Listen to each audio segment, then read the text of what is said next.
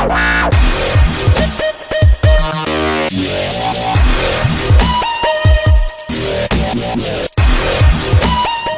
Friends, class 10 science video lecture 6 के अंदर आप लोगों का स्वागत है। अब तक हम लोगों ने देख लिया है कि अम्ल के रासायनिक गुण, भौतिक गुण, क्षार के रासायनिक गुण और भौतिक गुण, अम्ल का निर्माण कैसे होता है, क्षार का निर्माण कैसे होता है, हाइड्रोजन गैस प्राप्त करना, कार्बन डाइऑक्साइड गैस प्राप्त करना।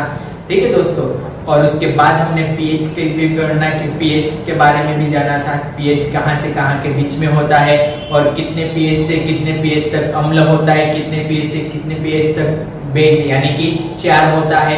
तो हम लोगों ने अम्ल और क्षार के बारे में पूरी जानकारी ले ली थी, पीएच के बारे में जानकारी ले ली थी। और इससे पहले का वीडियो मैंने आप लोगों के लिए बनाया था, शायद आप लोगों को अच्छा लगा होगा कि दैनिक जीवन के अंदर पीएच का क्या महत्व होता है।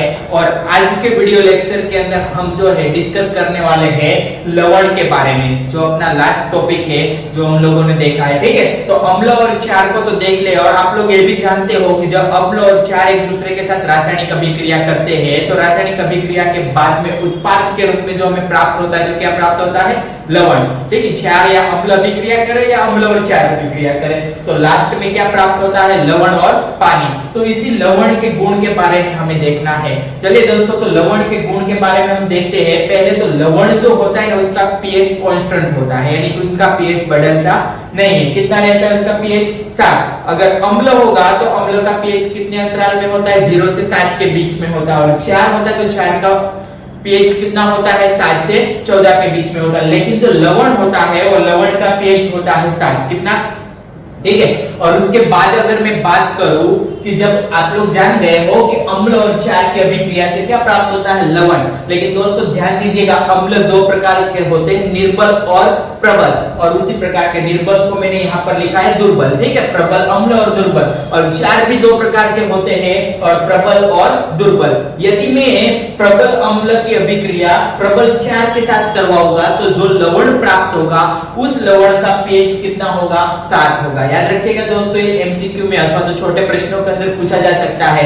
ठीक है, जो आपका पार्ट ए सेक्शन ए जो आता है 16 मार्क्स का, बोर्ड के एग्जाम के अंदर 16 मार्क्स के अंदर ऐसे सवाल काफी सारे पूछे जाते हैं, तो ध्यान दीजिएगा, शॉर्ट क्वेश्चन के लिए बहुत जरूरी है। और दूसरी बात कि दुर्बल अम्ल और जब प्रबल क्षार, दुर्बल अम्ल और प्रबल क्षार के बीच में जब रासायनिक अभिक्रिया होती है तो हमें जो लवण प्राप्त होता है वो लवण का पीएच जो होता है 7 से अधिक होता है, यानी कि वो बेसिक लवण मिलता है हमें। इसके अंदर बेस का गुण यानी कि क्षार का गुण अधिक होता है। याद रखिएगा, जो प्रबल होगा ना उसका प्रभाव अधिक देखने को मिलेगा हमें। ठीक है दोस्तों, और उसके बाद जो मैं बात करूं प्रबल अम्ल और दुर्बल क्षार की, तो इसमें प्रबल कौन है? अम्ल है। तो इसके गुण देखने को मिलेंगे लवण में एसिडिक गुण, यानी कि अम्ल के गुण देखने को मिलेंगे। जैसे कि उसकी पीएच जो है कितनी होगी? 7 से कम। पीएच 7 से कम होगी, यानी कि वो लवण जो होगा अम्लीय लवण कहलाएगा। कैसा दोस्तों?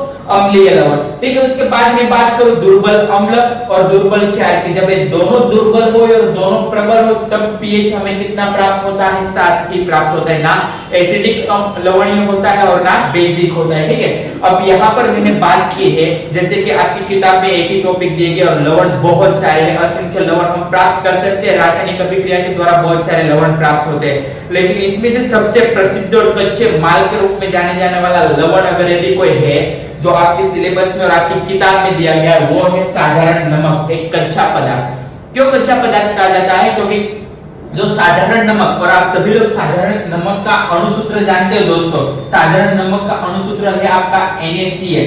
ठीक है, बस मैं यही NaCl की बात कर रहा हूं। एक कच्चा पदार्थ के रूप में जाना जाता है, इसलिए उसको कच्चे पदार्थ के रूप में जाना जाता है क्योंकि एक साधारण नमक में से जो है हम कई सारे उत्पाद प्राप्त कर सकते हैं, कई सारे यौगिक, कई सारे लवण, अम्ल और क्षार का भी हम निर्माण कर सकते हैं। इसलिए जो है एक कच्चा पदार्थ है। और आप सभी लोग जानते हो भारतीय स्वतंत्र संग्राम के अंदर नमक का कानून जो था, एक बहुत ही अच्छा संग्राम हुआ था, और गांधी जी वाली बात आप सब लोग जानते हो। ठीक है दोस्तों, मैं साइंस की बात करूं तो यही जो नमक है और नमक में से हम सोडियम हाइड्रोक्साइड, विरंजक चूर्ण, बेकिंग सोडा, धोने का सोडा और हाइड्रोक्लोरिक अम्ल और कई सारे पदार्थों का नाइट्रिक अम्ल, ठीक है, ऐसे बहुत सारे पदार्थों का भी हम क्या कर सकते हैं, निर्माण कर सकते हैं। किसके द्वारा?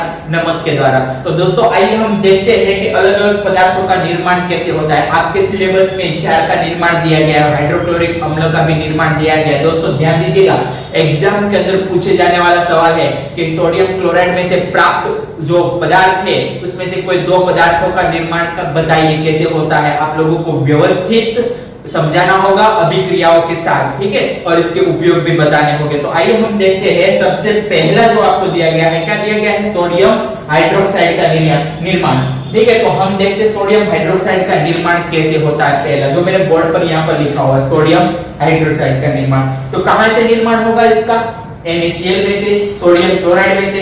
कैसे निर्माण होगा? तो देखिए दोस्तों, निर्माण की प्रक्रिया में लिखने जा रहा हूं कि सोडियम क्लोराइड की अभिक्रिया एक्वियस फॉर्म में होगा, यानी कि जलीय विलयन होगा। जलीय यानी पानी के अंदर घुला होगा, ठीक है। विद्युत विभाजन अभिक्रिया है, याद रखिएगा दोस्तों। अभी NaCl की अभिक्रिया जब लिक्विड यानी कि द्रव अवस्था में रहे हुए पानी के साथ होती है। देखिए दोस्तों, ये अभिक्रिया जो है विद्युत विभाजन अभिक्रिया है, यानी कि एक पात्र लेना है, उस पात्र के अंदर ध्यान दीजिएगा, कांच का पात्र आप ले सकते हो, यानी कि विद्युत अवाहक कोई भी पात्र आप ले सकते हो जिसमें से विद्युत का वहन ना होता हो, ठीक है। तो उस पात्र के अंदर आपको पानी के अंदर घुला हुआ सोडियम क्लोराइड का विलयन लेना है, और सोडियम क्लोराइड के विलयन लेने के बाद एक धन ध्रुव के साथ कोई एक वाहक पदार्थ जोड़ देना है, ऋण ध्रुव के साथ एक वाहक पदार्थ जोड़ देना है। याद रखिएगा दोस्तों, धन ध्रुव को क्या कहा जाता है? जो पॉजिटिव ध्रुव होता है उसको एनोड कहते हैं, और जो ऋण ध्रुव होता है उसको कैथोड कहा जाता है, ठीक है। तो ये अभिक्रिया एक विद्युत विभाजन अभिक्रिया है। मैंने सोडियम क्लोराइड लिया और पानी लिया, जब ये दोनों के बीच में रासायनिक अभिक्रिया होती है तो उत्पाद के रूप में मुझे क्या प्राप्त होता है? तो सोडियम हाइड्रोक्साइड प्राप्त होता है। ये है प्रबल बेस। दोस्तों याद रखिएगा, ये प्रबल बेस का उदाहरण, और एक कौन से फॉर्म में होगा? एक्वियस फॉर्म में। और यहाँ पर दो चीजें मुक्त होती, एक तो डाइक्लोरीन गैस मुक्त होता है और एक डाइहाइड्रोजन गैस मुक्त है दोस्तों, ठीक है। और ये दोनों गैस जो होता है ऊपर की तरफ आगे बढ़ते हैं। और सबसे खास बात यह है दोस्तों कि जो डाइहाइड्रोजन गैस है, जो आप लोग देख रहे हो कि डाइहाइड्रोजन गैस जो है वो धन आयन होता है, इसलिए कैथोड ध्रुव पर प्राप्त होगा। कहां पर प्राप्त होगा? कैथोड पर, ठीक है। दो ध्रुव होते हैं। और जो डाइक्लोरीन गैस जो है, और डाइक्लोरीन गैस कहां पर प्राप्त होगा आप लोगों को? तो डाइक्लोरीन जो गैस जो है वो आपको मिलेगा एनोड ध्रुव पर। कौन से ध्रुव पर? यानी कि पॉजिटिव पर। याद रखिएगा दोस्तों, पॉजिटिव को क्या बोला जाता है? एनोड बोला जाता है, ठीक है। और नेगेटिव जो ध्रुव होता है वो नेगेटिव ध्रुव को क्या बोला जाता है? कैथोड बोला जाता है, ठीक है। तो इसी प्रकार से जो नेगेटिव ध्रुव जो है उसके ऊपर डाइहाइड्रोजन गैस प्राप्त होगा, और जो पॉजिटिव ध्रुव जो है उसके ऊपर क्या प्राप्त होगा? Dichlorine gas. और जो NaOH यानी कि सोडियम हाइड्रोक्साइड जो है वो अभिक्रिया में वैसे का वैसे प्राप्त होगा। अब देखिए, ऊपर की अभिक्रिया को मैंने बैलेंस नहीं किया हुआ है, ठीक है दोस्तों। तो ऊपर की अभिक्रिया को अगर हम बैलेंस करने जाइए तो दोनों तरफ देखिए, अभिक्रिया के इस तरफ और अभिक्रिया के उस तरफ, यानी कि अभिकर्मक और उत्पाद के अंदर अणु और परमाणु की संख्या कैसी होनी चाहिए? समान। तो जरा देखिए दोस्तों, यहाँ पर हाइड्रोजन 3 है, ठीक है, और क्लोरीन 2 है। हमारे पास क्लोरीन कितने हैं यहाँ पर? तो एक ही है। तो क्लोरीन 2 टाइम्स लाने के लिए मैं यहाँ पर 2 टाइम NaCl लेता हूँ। तो क्लोरीन 2 बार आ गया। तो दोस्तों देखिए, सोडियम कितनी बार आ गया? यहाँ पर 2 बार। यहाँ पर सोडियम 1 बार है, तो सोडियम 2 बार लाने के लिए NaOH 2 टाइम NaOH। सोडियम भी 2 टाइम और क्लोरीन भी 2 टाइम। अब हाइड्रोजन गिनिए दोस्तों, कितने हो रहे हैं? हाइड्रोजन 2 और ऑक्सीजन 2, और यहाँ पर 2 हाइड्रोजन, यानी कि टोटल 4 हाइड्रोजन और 2 ऑक्सीजन मिल रहे हैं। तो अगर मैं यहाँ पर 2 लगा दूं तो 4 हाइड्रोजन, 2 दूनी 4 हाइड्रोजन और 2 ऑक्सीजन प्राप्त हो गए। समझ में आया दोस्तों? ठीक है। तो इस प्रकार की रासायनिक अभिक्रिया होती है। आपको इस अभिक्रिया के ऊपर क्या लिखना होगा, ध्यान दीजिएगा। मैं जब आप लोगों को नोट दूंगा और पीडीएफ आप लोगों को मिलेगी तो उसके अंदर पूरा दूसरा लेसन जो होगा अपनी भाषा में और सरल शब्दों में लिखा हुआ आप लोगों से मिलेगा, ठीक है। तब तक आप लोग जो वीडियो देखे उसमें से नोट बनाने की कोशिश करें, शॉर्टकट तरीका रहेगा आप लोगों को याद करने का, और सरल भाषा में मैं आप लोगों को दूंगा, ठीक है। और किताब से भी सरल भाषा में मैं समझा रहा हूं। देखिए, NaCl और पानी यानी कि सोडियम क्लोराइड जब जल में घुला हुआ हो और उसमें से जब विद्युत धारा प्रवाहित किया जाए तो विद्युत धारा प्रवाहित करने पर हमें एनोड पर क्या प्राप्त होता है? तो एनोड पर डाइक्लोरिन गैस प्राप्त होता है और कैथोड पर क्या प्राप्त होता है, डाइहाइड्रोजन गैस प्राप्त होती है। और जो पानी में जो रह जाएगा वो क्या होगा, सोडियम हाइड्रोक्साइड। दोस्तों मैंने नाम नहीं लिखा है अभिक्रिया के नीचे, आपको नाम लिखना जरूरी है। ये हमारा है सोडियम क्लोराइड, जो आप जानते हो, इसमें सिंपल सी अभिक्रिया है सोडियम क्लोराइड। ठीक है दोस्तों, और पानी का अणु सूत्र तो आप लोग जानते हो, ये है पानी, और इसका मैं नाम लिखता हूं, क्या है, सोडियम हाइड्रोक्साइड। यानी कि आपने देखा कि सोडियम हाइड्रोक्साइड के निर्माण के लिए किसकी आवश्यकता होती है, सोडियम क्लोराइड की। ठीक है दोस्तों, तो याद रखिएगा, इस अभिक्रिया एग्जाम में पूछा जा सकता है, सोडियम हाइड्रोक्साइड का निर्माण सोडियम क्लोराइड के ऊपर से बताइए। अब मैं बात करूं जो यहाँ पर प्राप्त हुआ हाइड्रोजन गैस और डाइक्लोरिन गैस, यदि ये दोनों के बीच में रासायनिक अभिक्रिया होगी, मैं किसकी बात करने जा रहा हूं, ध्यान दीजिएगा कि इसकी और इसकी यदि रासायनिक अभिक्रिया होगी तो उसमें से निर्माण होगा HCl। दोस्तों नाम जानते हो आप लोग, क्या है इसका नाम, हाइड्रोक्लोरिक अम्ल। ठीक है, यानी कि इसी के ऊपर से NaCl में से ये उत्पाद मिला ना हमें, तो NaCl के ऊपर से हमें क्या मिला, HCl, हाइड्रोजन गैस और डाइक्लोरिन के बीच में रासायनिक अभिक्रिया होकर क्या बनता है, HCl। यदि मैं HCl का उपयोग बताऊं तो दोस्तों जितने भी सौंदर्य प्रसाधन के ब्यूटी को लगता हो, जितने भी प्रोडक्ट बनाई जाती है उसके अंदर हाइड्रोक्लोरिक अम्ल का उपयोग किया जाता है, और प्रयोगशाला के अंदर अत्यधिक मात्रा में HCl का उपयोग किया जाता है। ठीक है, और अन्य जो होता है प्रायोगिक रूप से अथवा तो फैक्ट्रियों के अंदर विरंजन के रूप में भी इसका क्या किया जाता है, उपयोग किया जाता है। और दोस्तों इसमें से जो मैंने दूसरा उत्पाद की बात की, किसकी बात कर रहा हूं मैं, विरंजक चूर्ण। देख रहे हो दोस्तों, किसकी बात हो रही है, विरंजक चूर्ण।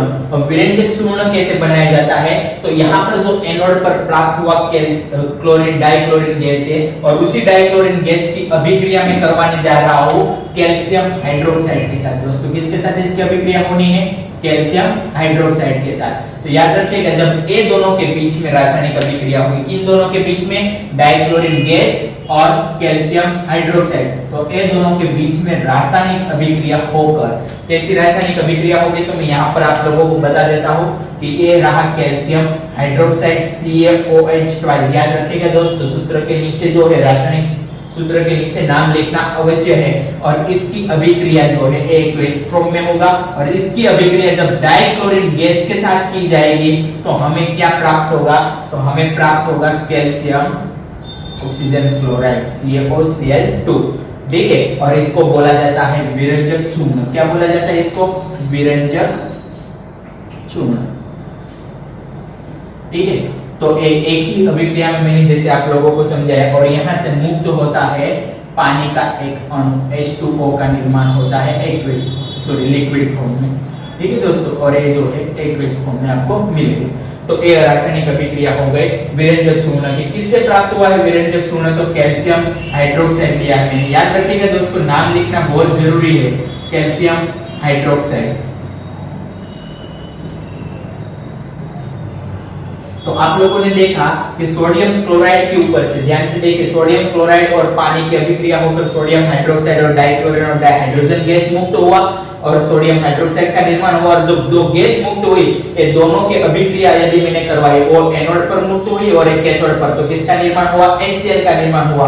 और जब डाइक्लोरिन और इन दोनों की रासायनिक अभिक्रिया करवाई तो मुझे क्या प्राप्त हुआ, CaOCl2, यानी कि विरंजक चूर्ण प्राप्त हुआ। इसको क्या बोलेंगे, विरंजक चूर्ण। और ये जो विरंजक चूर्ण है, इसके अगर उपयोग की बात करूं तो आप लोगों को उपयोग बताने जा रहा हूं कि इसका उपयोग जो होता है कापड़ उद्योग के अंदर सबसे अधिक मात्रा में होता है, कच्चे माल के उत्पादन के लिए, चाहे रेशमी कपड़ा, सूती कपड़ा, पॉलिस्टर कपड़ा अगर तैयार करना हो तो इसके अंदर विरंजक चूर्ण का उपयोग होता है। दूसरी सबसे खास बात यह है कि कागज उद्योग के अंदर, कागज का जब निर्माण करना हो तो कागज उद्योग के अंदर भी विरंजक चूर्ण का उपयोग किया जाता है। और प्रयोगशाला के अंदर अपचयन की विधि में भी विरंजक चूर्ण का हम उपयोग कर सकते हैं। आपको दोस्तों उपयोग भी लिखना होगा शॉर्टकट, जैसे कि कापड़ उद्योग के अंदर सूती कपड़े, रेशमी कपड़े के निर्माण के अंदर प्रयोगशाला में अपचयन के रूप में, और तीसरा उपयोग जो है उसका कागज की फैक्ट्री यानी कि कागज के कच्चे माल के रूप में विरंजक चूर्ण का उत्पादन किया जाता है। जो कागज होता है उसकी लुगदी बनाते हैं, एक मावा तैयार करते हैं, उसके बाद उसमें से कागज का निर्माण करते हैं। और लुगदी जो बनती है ना उसका अपचयन करने के लिए विरंजक चूर्ण का उपयोग किया जाता है। ठीक है दोस्तों,